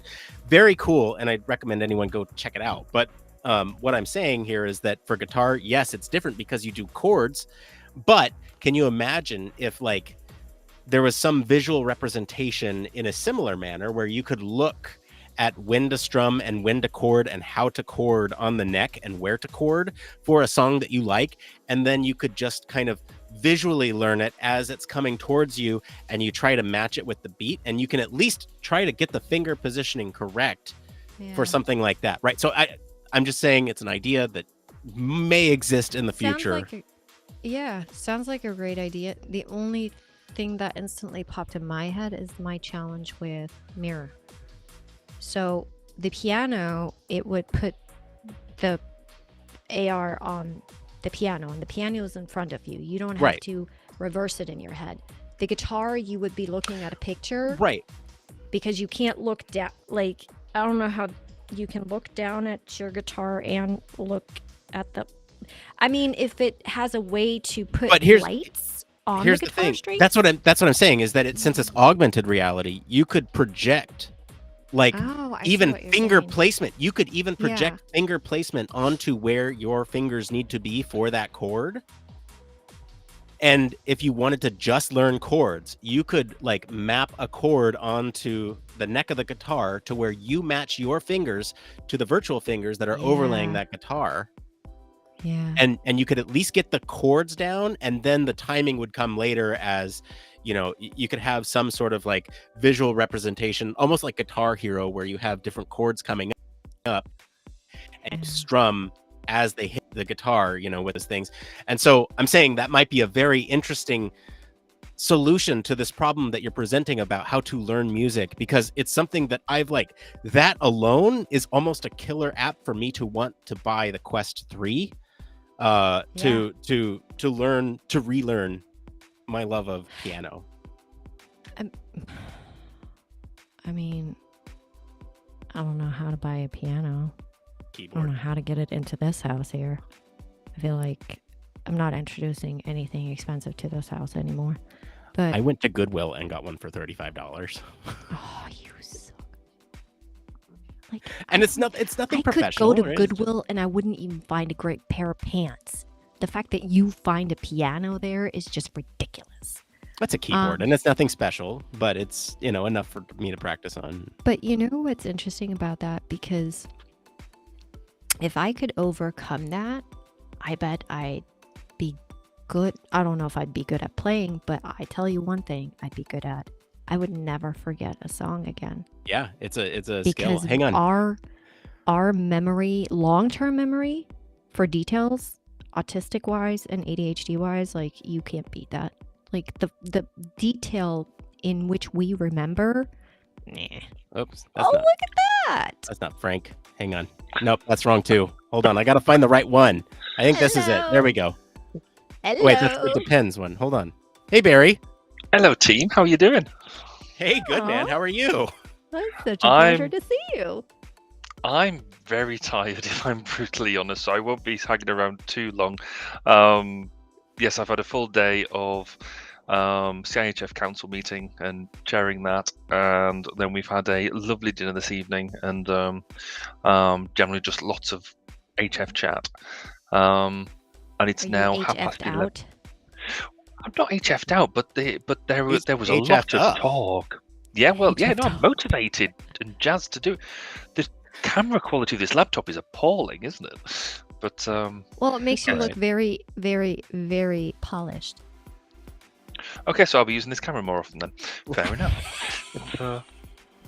I've also got to be careful because I'm in a hotel now. I don't know who's in the rooms next to me, so I Oh, don't who know whether cares? I They'll well, I learn will go something. banging on my door and sort of say, "Will you be quiet?" Because it's 11:30 at night here. So, Okay, might Oh, be they're all really watching good. the Grandpa. stream. Anyone who's anyone's in Human Factors. Well, that's watching the true, stream right yes. now. So Yes. they know that you're on, and you get grace. Fair enough. Barry, So do what? you have a? So what sorry, go on, Heidi. Do you? No, sorry, I interrupted you. I didn't. Sorry, I didn't see that you were still. I feel like there's a lag. Am I lagging you? There quite possibly is, but crack on with what you're saying. I was just going to make an innocuous comment. So, Well, please give us your innocuous comment first. I've now forgotten what it was. So no, let's go with you. Let's go with your insights. Do you have a good dopamine chasing story?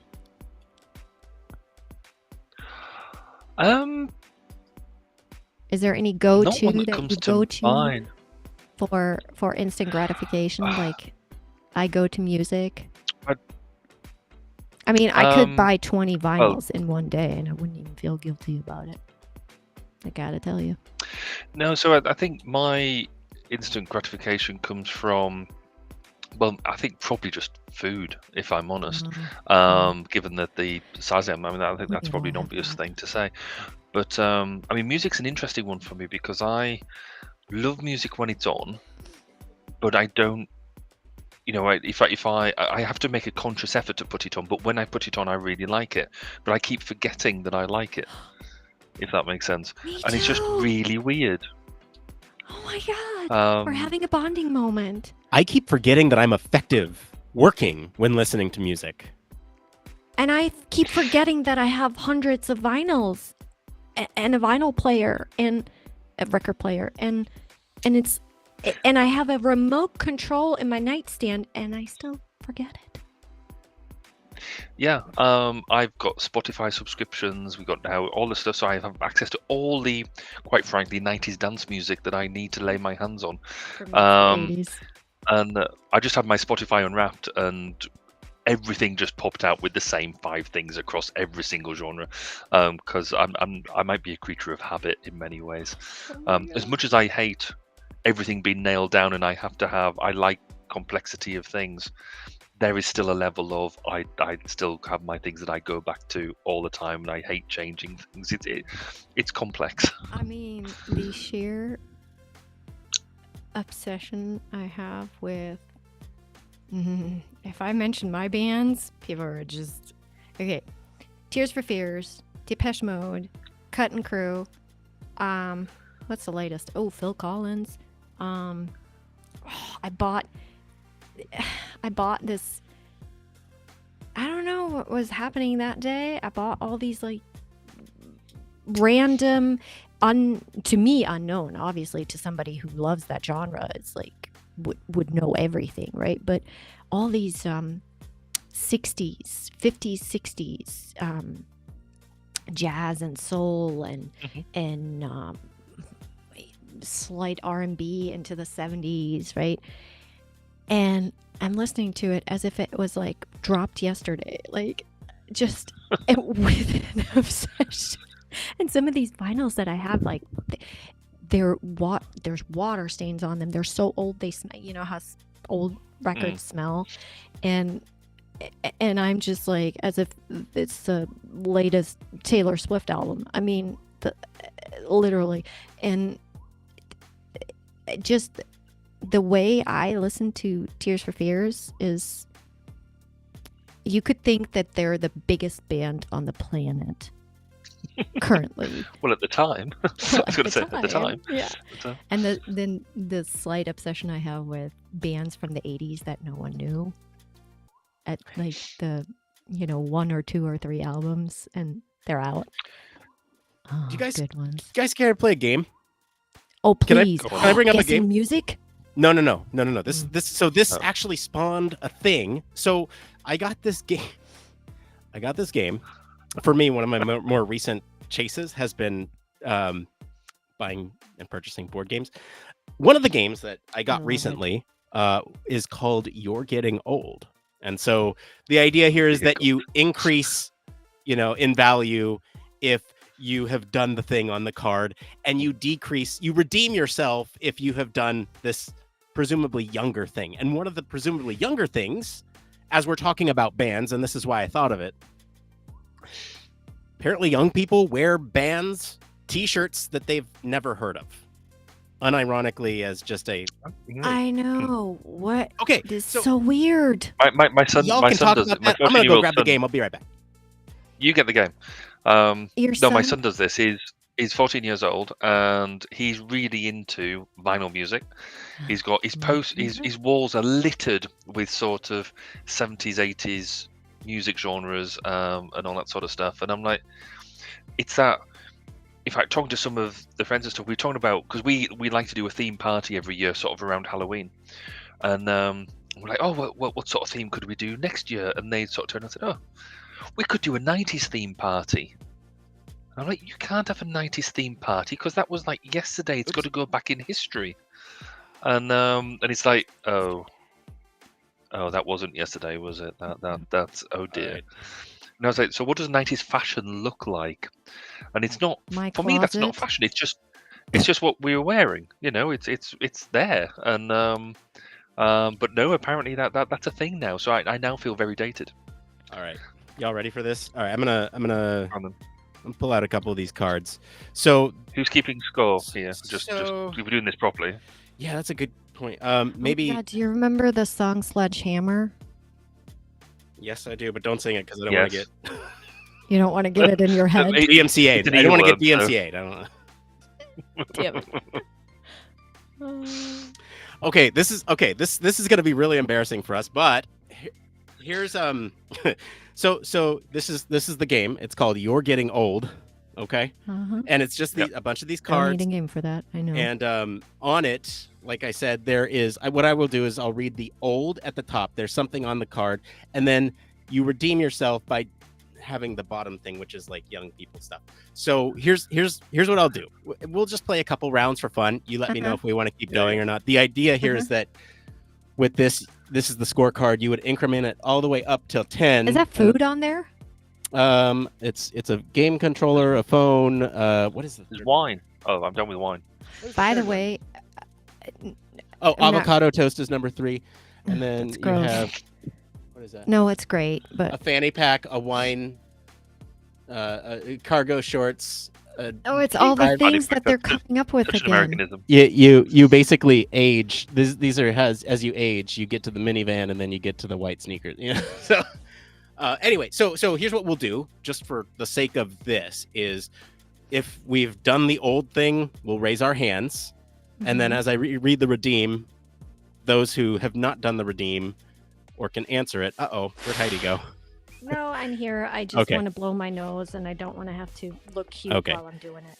And then if we've done the redeem, then we pull down our hand. Okay, so Do I just put my hand up and just leave it there now? I know. Should we just do this? maybe. Yeah, I'm done. All right. Okay. Here, Go then. here we go. Here we go. This first one here. You've said, quote, "I think the stock market." I what? You've I said the words, quote, "I think the stock market." Okay. You redeem yourself if something is on fleek. What does that mean? On fleek. It's awesome. Like it's Fashionable. it's no, on fleek means it's like hot. It's trending. Like it's cool. Right? Fashionable. Surely.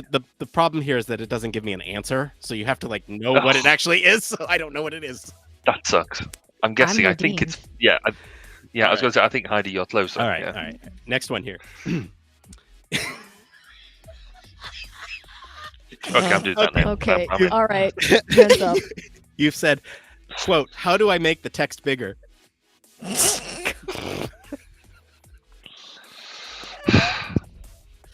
I did that today. Redeem yourself. Increase the font on my phone. Okay.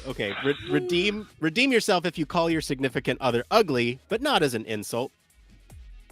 I would never do that. I don't care if it's a trend Okay. or not. I value my life too much. Oh, see, I would say like, I would never call the person I love ugly.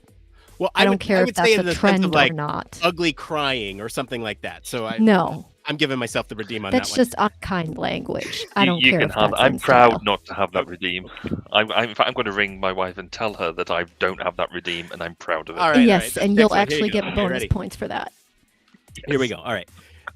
Old, you point out cool-looking birds while on walks. Nope. Not me. No, not really. No. Okay, cool. We all survived that one. The redeem was you learned the Gangnam Style dance. No. Oh, did that? Oh, I did that too. In fact, Yeah, there's exactly. There is, in fact, YouTube evidence where I performed it. We got to find that. All right. Now I No, you will don't. point out beautiful things in nature. I just won't point out birds. Birds. Okay. All right. Yeah. All right. Because I Old. don't look up a lot. All right. Here you go. You ready? Old, you have a trick for peeling hard-boiled eggs. Yeah, All right. it's not a trick. It's just the way it's done. All right. Redeem yourself if you found all the answers to an online quiz by Googling the question. Yeah, totally. That's what Google's No, there for. my hand stays up. No, I don't. I can't be. That's the ADHD. I can't be interested long enough to have Okay. to Google answers. No. You want to do like maybe Oh, that okay. 5 yeah. more of these, and then we'll call it Yeah. done. Yeah. All right. And if we're still having fun, we can do more. I just think this Okay. is fun. All right. So next one here. You understand how taxes work? Listen. Unfortunately. No. Hmm. No. The American tax system. No, No. no. It didn't ask about specifically the tax system, your tax system. It asked, do you understand the fact that the government just rips How- the money how off you taxes in work. order to spend it in the way that they see fit? And you Oh, end I up mean, poor I know how afterwards. taxes work Yeah, and how so we we know get that one. abused. Yeah. Okay. Yeah. So, You redeem yourself if you own cryptocurrency. Never. It's not going to No. happen. Okay, I can redeem myself on that one. Mm-mm. I thought about it, but just, no. I don't gamble with my money. Okay, Old. You are no longer disappointed when people give you socks as a gift. Totes. I get excited. Okay. Yeah. Okay. Well, it was, All right, waiting I'm for in. my I'm in. aunt I'm to back. give me socks for Christmas. Here you go. Okay, redeem in fact, yourself. compliment that with deodorant and stuff as well, because I can't be bothered by that. Yeah, no, go All for right, redeem yourself if you use ironic humor as a coping mechanism. it. Of course. If you use what? Well, dude, Ironic humor as a coping mechanism. That's not be young fair, people stuff. no, that's British stuff. That's German. That's what we do. That's what we do. It's just what we do. Yes. Irony and sarcasm is like a way of life. Actually, Okay. sarcasm is the most intelligent form of humor. All right, y'all ready for the next one? Yeah. All right. You get upset when somebody leaves the door open for too long while the AC is on. Yeah. And the Well, we heater, don't have we have heating, but yeah. Heat or AC. It's, or the lights.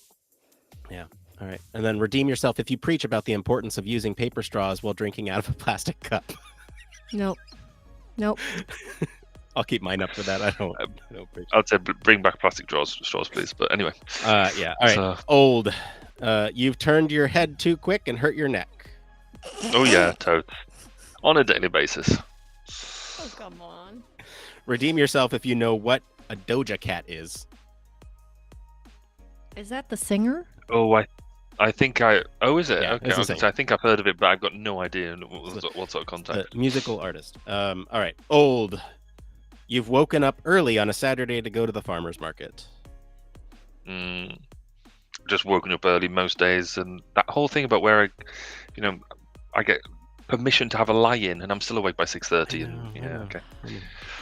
All right. Redeem yourself Make me young again. if you don't think Harry Potter is that great. Never read Oh, it. Never Both watched of it. you, get a grip of both of yourselves. That's just ridiculous. We've had this conversation before, Barry. You've ostracized me before for it. I've never watched it. Same as Nick, I've never seen Star Wars. And I've never read the books. You tell me not to make friends tonight, are you? He does both where it hurts. Okay, hang on. All right. I got two more, but there's visual elements to these. Listen, So, I was to music. Now here we I go. can sing both of those theme songs. All right, we'll do two more because of these visual elements. I do want to present these visual elements here. Old, you've dressed up your dog or pet for Halloween. I've never had a pet. Yeah. Well, I haven't, but my kids have. But Okay. poo smudge. All right, the visual element. Redeem yourself if you can tell me who that is. Oops, hang on. can't There you see. go.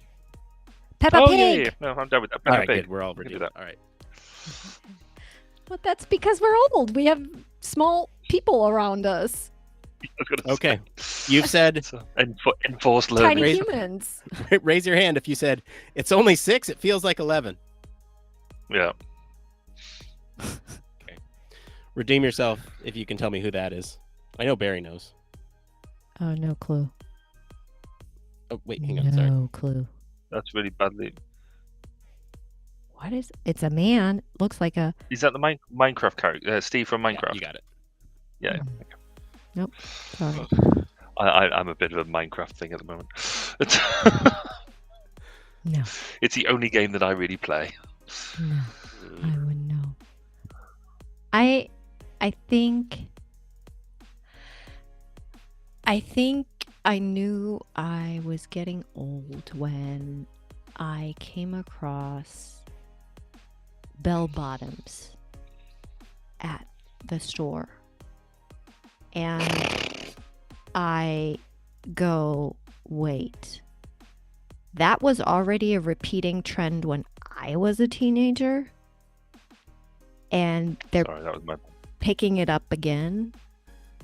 I'm old. All right. I got this one. I'm just looking at the cards now. I got a question though. What is the camera eats first protocol? Never heard of it. Camera eats first? Is this like when you Instagram your food and the person who captures the picture gets to eat first? Or am I thinking of something completely different? It sounds more like For me, Camera. it sounds more like the camera eats first, meaning you get the first shot of the most perfect picture to give the camera. Like you don't. Oh, the camera So they- eats first yes. describes the act of taking the picture A before photo. eating. Yeah. Okay, got Yeah. it. Okay. That makes sense. Okay. I mean, Well, I don't know. That's 'Cause it's just apparently a me. But protocol. That's it sounds logical, and it's just I'm down with that. deduction from Yeah, how the- it's applied, the, you know, in other fields. So in two cases, one, it'll be wrong, but two, it sounds perfectly good, and we should make it a thing if it isn't. The old on Because that Heidi one said was so. where the hell did all the pins go? Where You've said that. If you've said where the hell did all the pins go? Yeah, all no, the I've done that. time. Yeah. And I order them regularly with the company logo on them and have regularly like 500 around the house, and I still can't find a single one. Yes. Yes. No, I'm like that. I've got boxes of them Yes. hanging around. I still, when you need one, there's never one in my bag or in my pocket. Yes. Or it's broken. Oh, by the way, I wanted to say something with the food earlier, Barry. You said dopamine chasing with food. Mhm. I also wanted to say for, listeners who are slowly discovering that they might, have ADHD or something like that. ADHDers are known to either chronically overeat, binge eat, or not eat at all. So we Okay, don't that's know interesting, a yeah. happy medium, which is why ADHDers struggle with weight a lot throughout their life. See, we are going through this ADHD journey at the moment as well because with our children going into mainstream education, therefore getting diagnosed and stuff, which we haven't had before, and also then realizing that there's genetic links there, Yeah. and then both me and my wife going through our own process of, oh, that's us.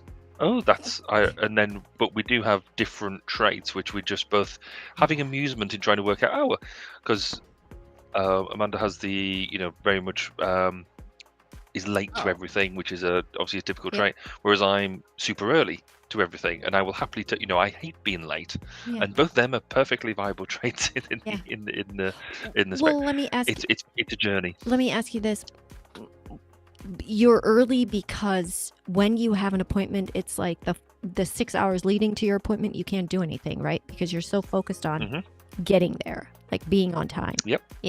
So that's the other side of So- it. I swing both ways. Like I can be late perpetually. I'm happy that finally I managed to get it down to like a few minutes. But I can also swing the complete opposite way, where if I have a really important appointment that day, I can't do anything hours leading up to it. Yeah. Well, I sort of have this thing around. So today's a great example that I didn't need to be here until, because the meeting didn't start till 11 o'clock. I didn't therefore need to be here really before 10:30 because we've already done a lot of the prep and I just need to rock up, make sure I've got Mhm. everything ready to meet people, come to the meeting. So therefore, in my head, that actually 10:30 is cutting it fine because of traffic. It might be a problem, therefore 10 o'clock. Therefore, it took me an hour and a quarter to, the mapping was telling me about an hour and a quarter to get to from the hotel I was in to where I'm at now. So that means sort of 9 o'clock start.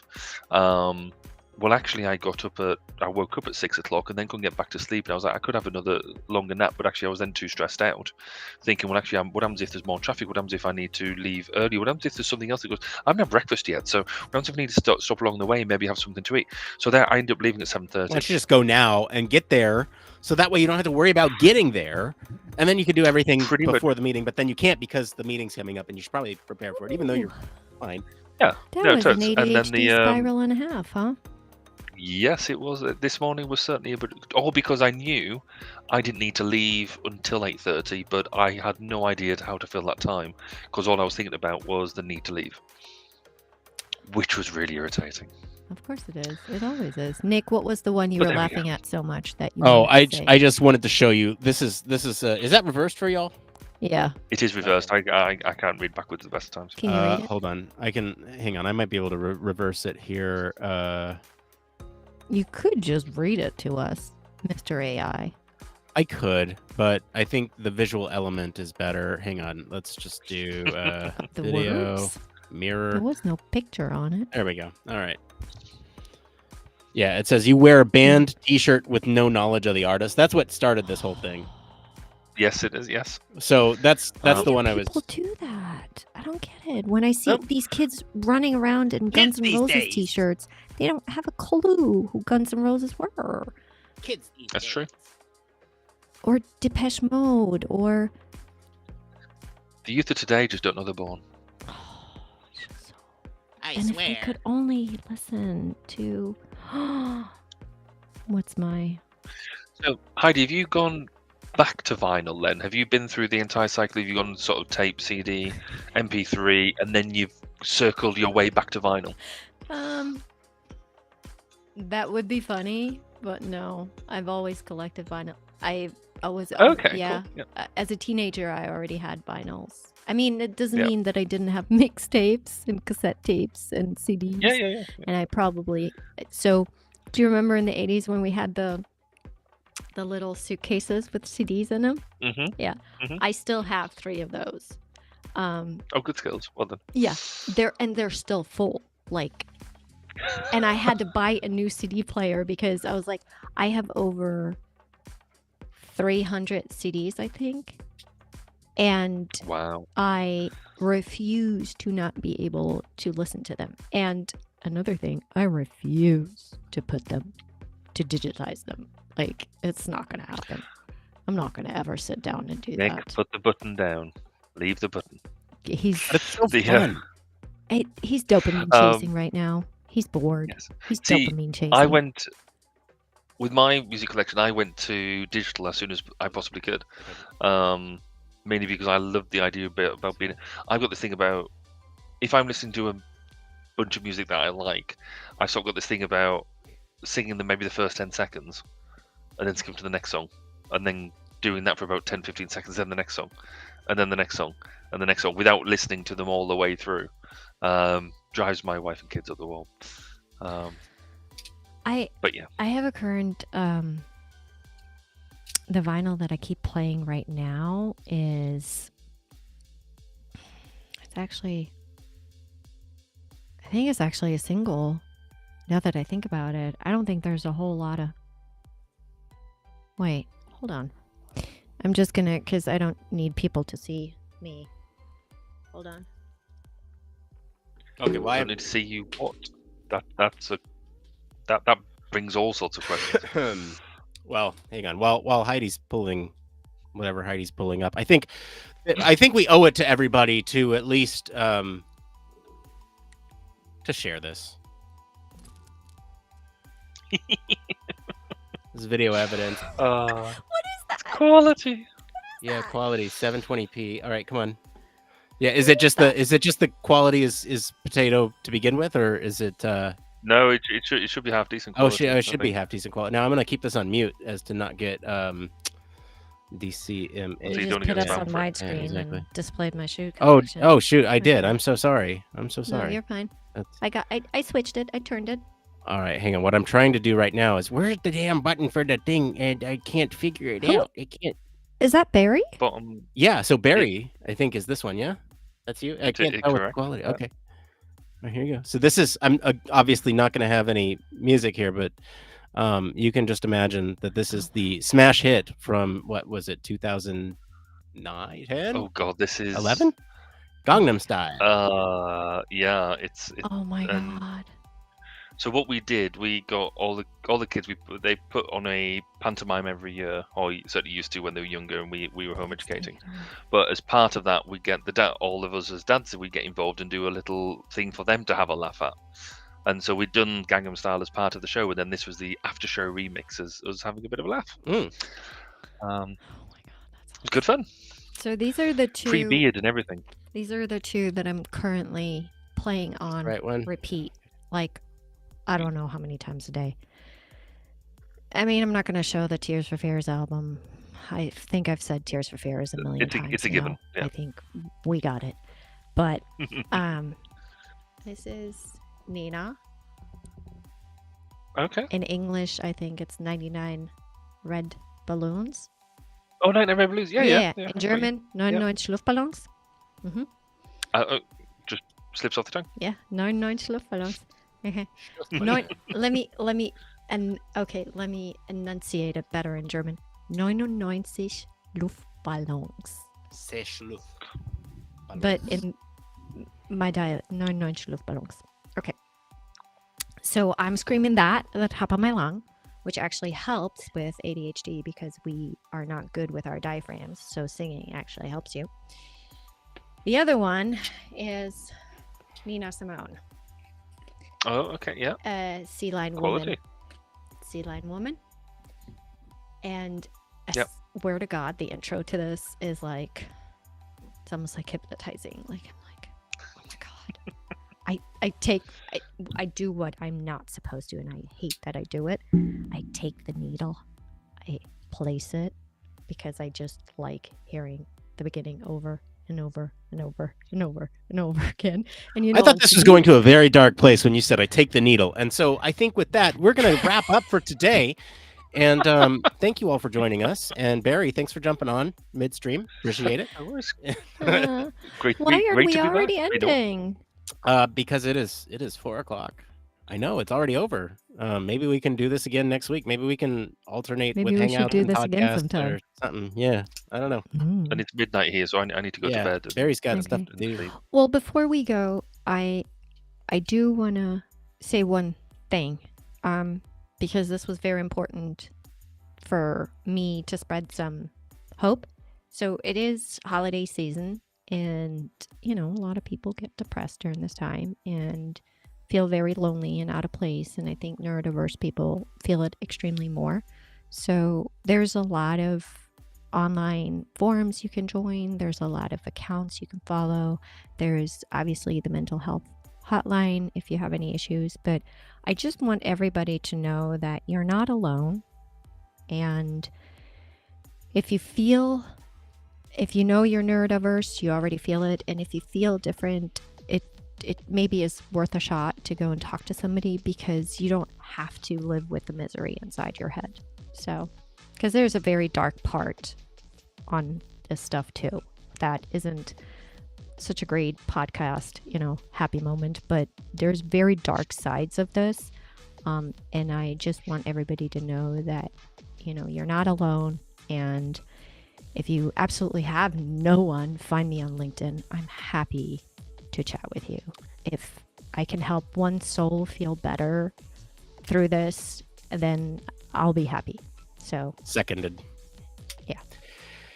I will add on to that too. Like, I'm at a very dark, kind of tough point in my life, and I wouldn't have made it through, I don't think, without the support of friends. Like I think, Heidi, the day after I lost my job, we hopped on a call and you were going through your network like extensively saying, oh, we could reach out to this person, that person, this person. And just having people that you can talk to is a big thing. So second to Heidi's point, if you need anybody to reach out to, yeah. I'm also there too. And just know that Me three. sometimes Barry too. and sometimes No, me three. something as You've already little two. as that can change somebody's life. You know, for me, it wasn't a big thing to jump on a call with you and go through my network and see if we could find, you know, someone you could reach out to. That was not a big thing to me. So sometimes, remember, people, sometimes so small for you can be such a big deal for somebody else, and you can really brighten their life with it. And that is why I do try to tell people how important they are in my life and remind them that I love them and that they don't forget that, even if they don't want to hear it and even if they don't want to talk to me. I don't care. I'm still going to remind them, because sometimes getting that text or getting that message from somebody can really change the course, the direction you take. So just leaving that here. Happy holidays, y'all. We'll be back soon. Thank you for joining us, and we'll talk soon, everyone. Cool. Bye, everybody.